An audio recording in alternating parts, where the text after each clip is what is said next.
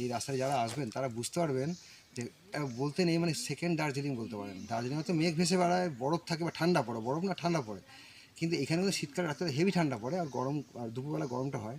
চারিদিকে জঙ্গলে জঙ্গলে ভর্তি, মানে এত সুন্দর লাগবে। একদিকে খাদ, দেখি দাও একবার, একদিকে খাদ একদিকে রাস্তা, এবং যারা আসবেন তারা যদি সঙ্গে চায়ের একটা ফ্লাস আনতে পারেন খুব ভালো হয়। এখানে এসে এক কাপ চা খেতে পারবেন, অজিতদা আছে ও হেল্প করে দেবে, তাহলে কী হবে পুরোপুরি ষোলকলা পূর্ণ হবে।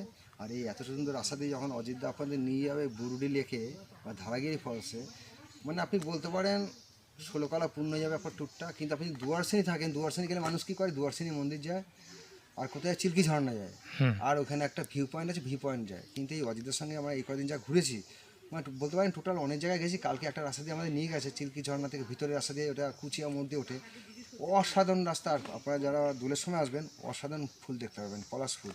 আমি একটু গ্যারান্টি দিলাম, যদি পলাশ ফুল দেখতে না পান আর আপনার ওর সঙ্গে ঘুরে যদি মজা না পান, আমি কথা দিলাম আমি নাক খাত দেবো। ঠিক আছে? আর ফোন নাম্বারটা আছে, ফোন নাম্বারটা এখানে বলা যাবে তো?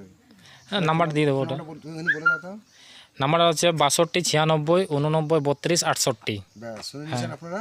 তাহলে আপনারা নির্ভাবনে আসতে পারবেন, এই নম্বরে যোগাযোগ করতে পারেন আপনার কোনো নিশ্চিন্তে।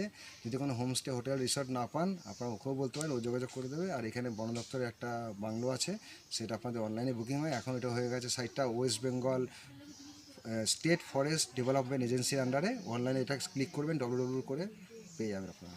ঠিক আছে, নমস্কার, টাটা।